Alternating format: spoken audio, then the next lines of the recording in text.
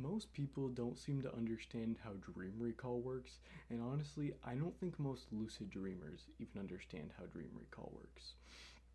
Now, I'm not the best lucid dreamer, but my strongest trait is definitely dream recall. This morning, I recalled about 8 dreams. Now, that's not uncommon for me at all.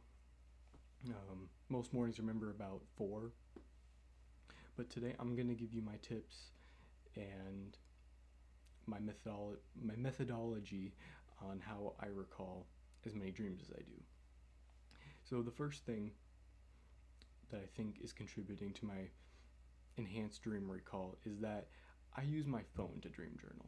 Now most people will go on, or a lot of people will talk about how you need to dream journal on paper because of a connection between handwriting and the brain and memory. I don't think that contributes to it much. I think for some people who may have had a lot of experience handwriting in their life, I think there could be a connection there. But I don't think it's as innate in everybody as some people tend to say. But the biggest reason is just how close and convenient it is to me. In the morning, I want to be able to write down my dreams basically right away. I want to be able to, as I'm turning off my alarm, I can switch the alarm off and then go straight to my notes app. And now another reason I use my phone is because I like to use an encrypted password protected journal. I do not want anybody seeing my dreams. I can't have anybody knowing about that stuff. So I'm keeping it locked in there.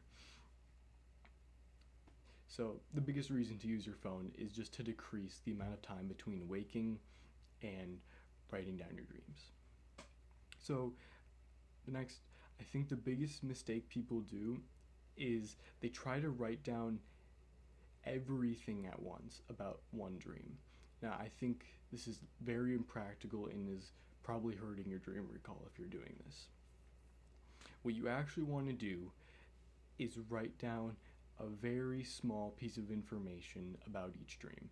Now, I call these small pieces of information pointers. Now, an example of this would be a dream I had this morning. The pointer for it was lucid dream in a grocery store. When I hear those words, I can think of the exact dream. And I think what most people seem to think is that they're only going to remember the words they write down, which isn't true at all. All you need is a small piece of text that's going to make you go, oh, right, that dream. And then later on, you can fill out all the details so you can have that for long term. So my full process would be use your phone as a dream journal. And first thing you wake up.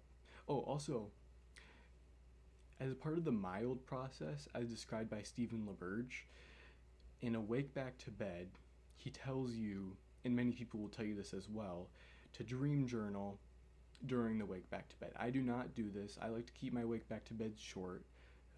That might be to my disadvantage or advantage.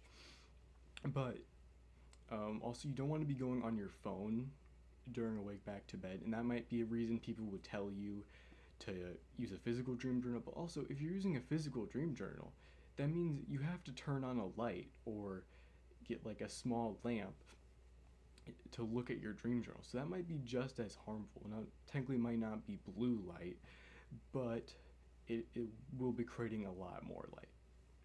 So I would not recommend dream journaling during a wake back to bed. So my full process would be use your phone as a dream journal.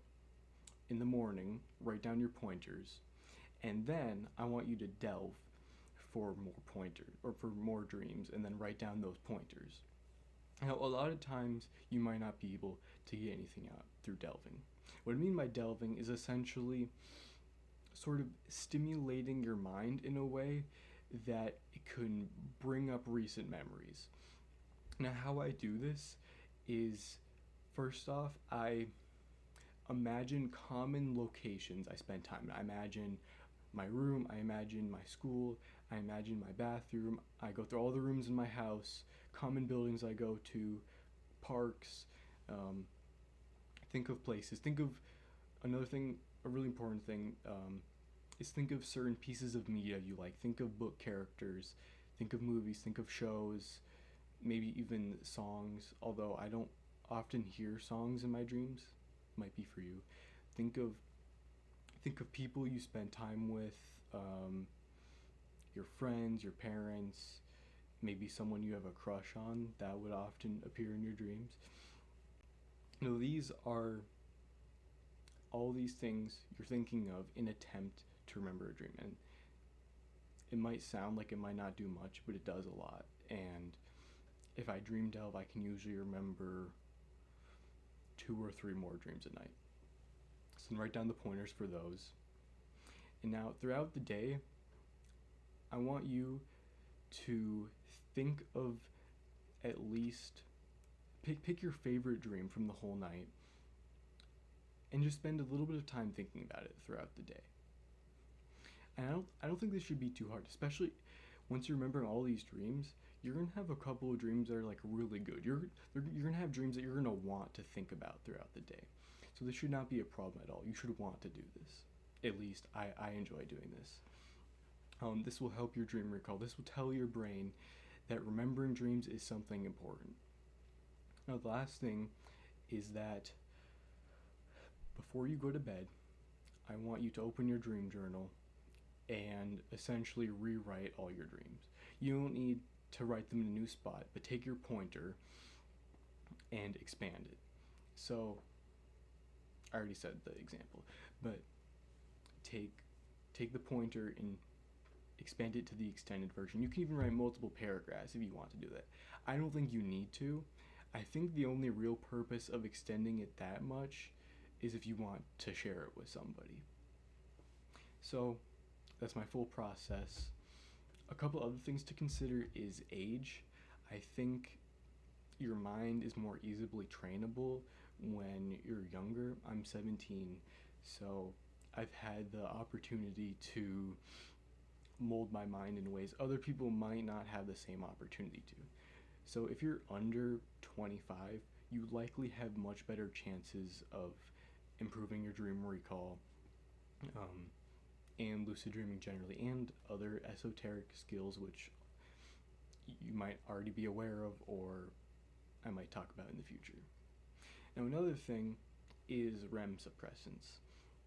So REM suppressants not only just suppress REM, but they also have the effect of compressing it in a way. So your mind will, if you're not getting enough REM, you'll have the effect which is called REM rebound, which is where once your REM has stopped being repressed, it'll kind of come full force all at once. So REM suppressants include alcohol, marijuana, as well as melatonin supplements. So if you're using all of those, you could actually use it to your benefit.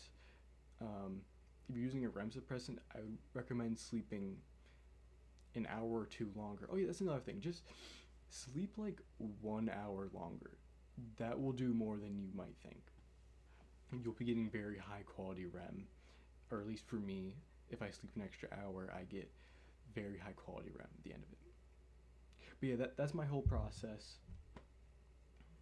That should be everything. Thank you for watching.